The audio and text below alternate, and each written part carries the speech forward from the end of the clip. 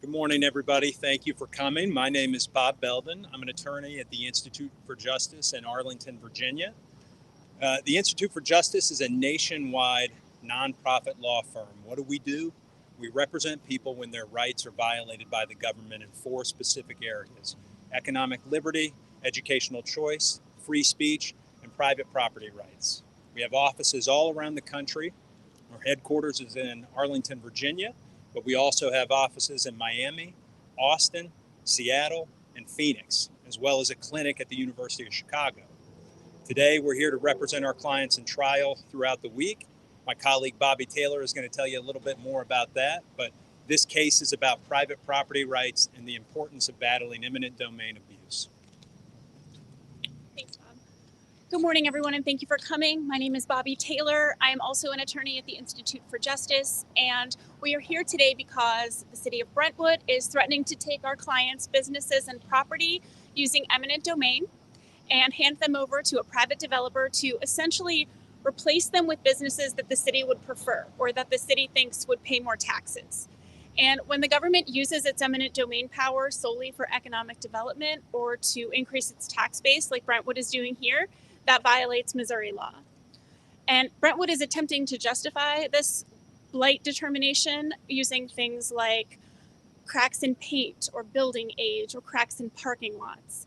But if that's allowed to stand as the definition of blight, that basically means that the government can take any property using eminent domain solely because it's a little older or it may need a fresh coat of paint. These properties are not insanitary, they're not deteriorating, they're not a menace to public health. We've got Convergence Dance and Body Studio, owned by Carter and Roxanne Meyer. The Time for Dinner, a meal prep company owned by two sisters. And Feathercraft Fly Fishing, which has been in the area for 40 years.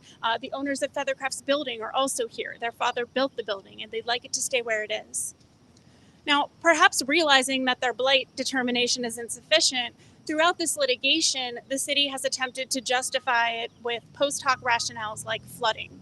But this is at odds with what the city said about its recent Brentwood Bound flood mitigation project, which is an $80 million project for flood mitigation, road improvements, and pedestrian improvements. What they've been telling the voters and the media is that this project worked. So how could the area now be blighted? So we're here today to represent these clients. We want to show that the blight determination is both factually and legally wrong, and we want their businesses to be able to stay where they are. And now you'll hear from our clients.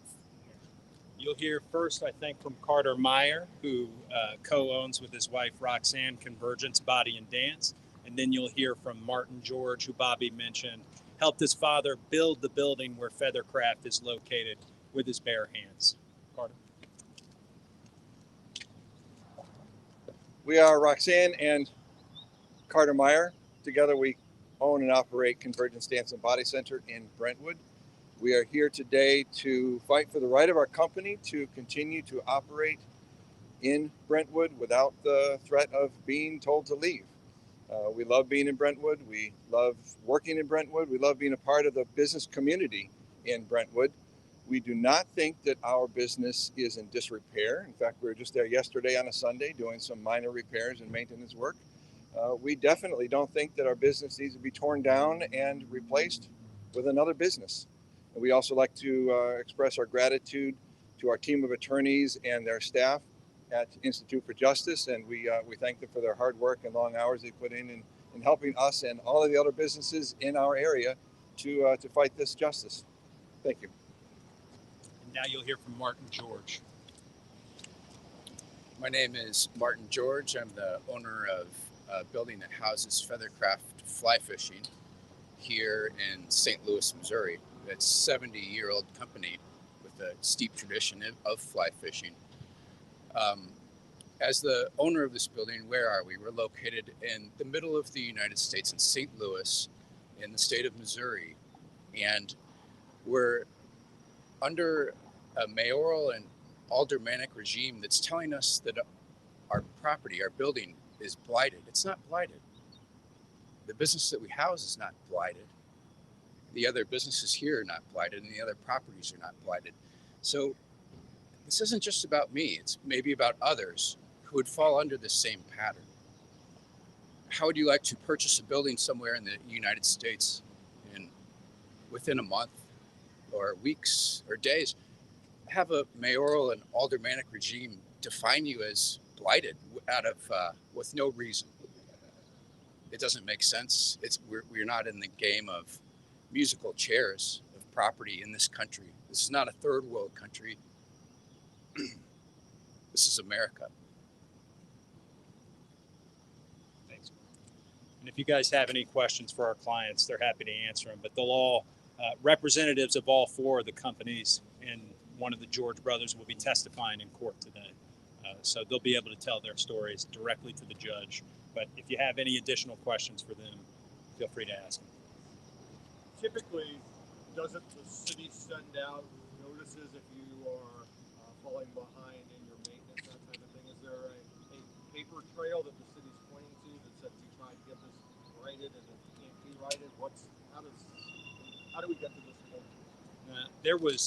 There was not notice given to property owners in the area, and they can tell you themselves, but the kind of conditions that are cited in the blight study that supports the blight determination, like Bobby Taylor mentioned, are peeling paint, cracks in pavement, the types of things that represent minor deferred maintenance, that if people had been told your property is at stake, those things would have been remedied. And if any of you'd like to say so, you can. Yeah.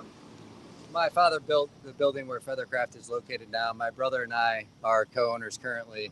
For 35 years, we haven't had one code enforcement issue with our building. We actually had one. It was the height of the grass because the lawn care company missed it 1 week. We remedied it immediately. I actually cut it personally with my lawnmower, and that was it. So the building's never flooded. As Bob had mentioned, there had never been any code issues or say, hey, do this or do that. Thank you all. Do you feel as though something like this by the city of Brentwood sends sort of a chilling message to the other business owners in the area that, you could be next? So not just businesses in the area. I think the evidence at trial is likely going to show that the kind of approach that the city took to blighting this area means that places like City Hall in Brentwood, the Brentwood Police Department, the Promenade in Brentwood, the Deer Creek Shopping Center, all of those places could be blighted if cracks in pavement and peeling paint are blight. And what's the format for today for those of us who are unfamiliar with this particular legal process? Is this a hearing in front of a judge? Is it a case in front of a suit? And will there be a jury, that kind of summary judgment, those kind of things? What are we looking at? This is going to be a bench trial in front of a judge. There will not be a jury. Each side will have the chance to put up witnesses to tell their story and introduce evidence about what the area looked like in July of 2023 when the city of Brentwood made the determination that the area was blighted. How concerned are business owners and property owners on this plan moving forward, given that Green Street, the original developer, has kind of imploded? What are the facts on the ground now in terms of a redevelopment actually moving forward? So I've obviously been intimately involved with this for the last several years. So I stepped in, I worked with the alderman. I actually had the alderman in my house. I said, come over, let's discuss this. I went to all the meetings monthly and I said, what is the path moving forward for us business owners? There was no path forward. So thank God my brother found Institute of Justice. They've been supporting us and fighting for us. I also walked the building, our personal property, with the alderman. I said, hey guys, what do we need to do? What is the concern here? And he said, it'd be nice if you tinted the windows. So my brother found a company. We tinted the windows within 1 week. The windows were tinted. There was nothing else said. So. But do you think the property seizures are still imminent, given that the original developer is kind of defunct at this point? I think the news shows that they're running into a lot of problems and trouble of their own. I can't speak more on it than what I see in the public news. And I have full confidence and faith. I believe in the Institute of Justice and will prevail. Is there still a threat to those? Yeah. I'll add to it that the reason today, Bobby mentioned the Brentwood bound projects. The city made a blight determination in 2018 that allowed the city to use eminent domain through June of 2023. But that blight determination lapsed. So what the city did was run through the area and find things like cracks in pavement or peeling paint, and they threw together another blight determination because without another blight determination, they would lose the power of eminent domain. Without the power of eminent domain, there's no redevelopment. No redevelopment, you don't get your Ritz-Carlton, and you're stuck with hardworking business owners like this. So it really depends on whether or not this blight determination is upheld in our view. What do you think is the major tenet of your case that you feel very comfortable in front of going in front of the judge? I think the thing we feel most comfortable about in this case is that the area is not blighted and that the evidence is going to show that.